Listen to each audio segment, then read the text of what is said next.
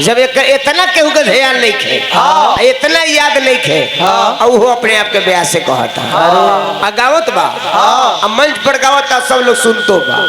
अधिकार हमनी के पद के, अधिकार हमनी के जानकारी के। मारत कहा नहीं के लोग, हम ही फेर में बानी। समुद्र मंथन कौन चीज से बह रहे, ई पहले पता नहीं के। समुद्र मंथन से पहले के आई रहे, इतना पता नहीं के। वो अपने आप के ब्याह से बबुआ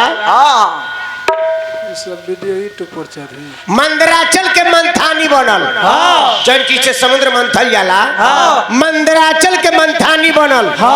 अब बासुकी के रस्सी बनल, बासुकी के सांप के रस्सी बनल। आ तब दल घाट नल का घाटाई। सबसे पहले के आइले कामधेनु, गैया पहला बार किताब पढ़, यदि दोसर कुछ लिखल हुई कबो कबो व्यास गदी पर हमनी के सोचे लगी कि बहिन के व्यास गदी कहाँ तक ले जाए। हमरा भी दीवानी तबा माने 75% व्यास लोग प्रसंग में झूठ बोलेला, जो कर जानकारी तब बा ना दुगो लगावे के बा, मार्केट में रहे के बा, केहू तरह ओकरा करही के बा। ई जब जानकारी नहीं के कि समुद्र मंथन तो हो गई, का मथाई रहे, माने बासुकी का सांप के रसली बन रहे, कैसे घाटाई रहे। पहले बबुआ कामधेनु आइली, कामधेनु के बाद वरुणी देवी आई रही, दूसरा में वरुणी देवी, आ तीसरा में कल्प वृक्ष, तीसरा में कल्प वृक्ष आई रहे, चौथा में 20 जहर, चौथा में आई रहे बबुआ। तो भगवान विष्णु जी कच्छप के रूप धो के मेन रोल करत रहे अंदरे। जब मथात रहे तो भगवान विष्णु कच्छप रूप धो के मेन रोल करत रहे। तो दैत्य लोग जो रहे वो लोग मुड़िया के ओड़ी रहे, आ देवता लोग रहे गोरवा के ओड़ी रहे। उहे में इतना वर्षा पड़े लागल कि तब मुड़ी पर से पानी गिरेला तो गोरे कोर नु जाला, सारा पनिया देवता लोग के ओड़ी चल गई, सारा पनिया देवता लोग के ओड़ी चल गई। अब तो देवता लोग भारी पड़े लागल, आ दोनों तो मिल के नु समुद्र के मंथन करत रहे लोग बबुआ। तो का भई भोला बाबा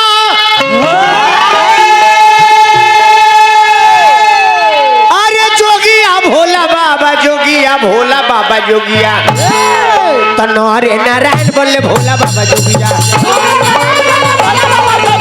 नरे नारायण बोले भोला बाबा जोगिया। ओ जो सारा देवता लोग के रोल बा, कौनो देवता नहीं खन जकर रोलों में नहीं खे। वरुण देवता, कुबेर जी, भोला जी, ब्रह्मा, विष्णु, चंद्रमा, वायु, अग्नि, सब लोग को यह रोल बा।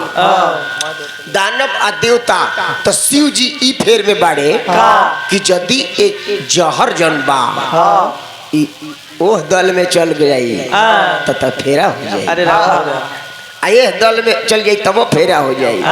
ए में कौन का औकाते नहीं खे, और में कौन का औकात बा तेकर शक्ति ही नहीं खे। परीक्षण विष्णु भगवान कर लगले, कक्ष रूप विष्णु धैले आई, कक्ष रूप विष्णु धैले आई, नारे जाने अरे ध्यान बटोले, अरे वो कौन ही हो रही याद याद देखी भोला आई गई बबुआ। तलिए धनवंतरी प्रीत, तलिए धनवंतरी पीर गईले हरे धाई रे।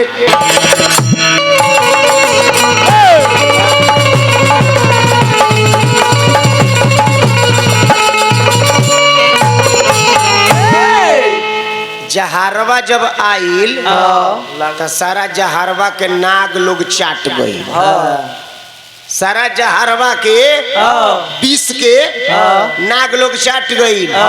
उहे घड़ी से नाग लोग नशीला हो गई। आज जो सांप काट लेला तो लोग जीला ना कब के बात हो? कब के उहे घड़ी जब समुद्र मंथन से विष निकल रहे तो नाग लोग चाट गई रहे।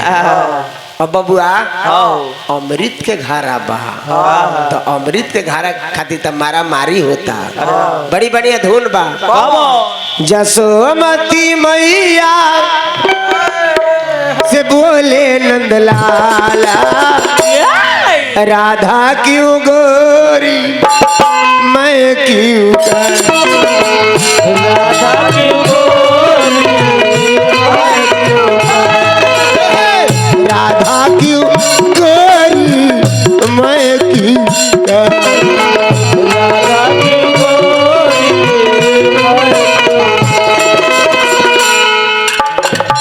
अमृत के घारा खातिर सोचता लो मान में अमृत के धारा सोचता लो मान में अमृत के घारा खातिर सोचत बालो मान में देवता दानव झुकले शिव के चरण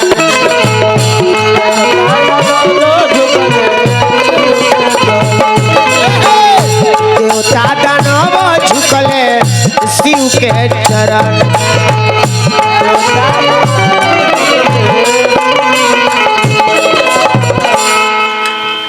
अमृत कलश लिए धनवंतरी आ अंत में लक्ष्मी जी अली। लक्ष्मी जी अली तो हर वस्तु दे के देवता लोग एक देवी के रूप ओकरा के दिहले आ सब लोग प्रणाम कइले। प्रेम से बोलिए लक्ष्मी मैया की जय।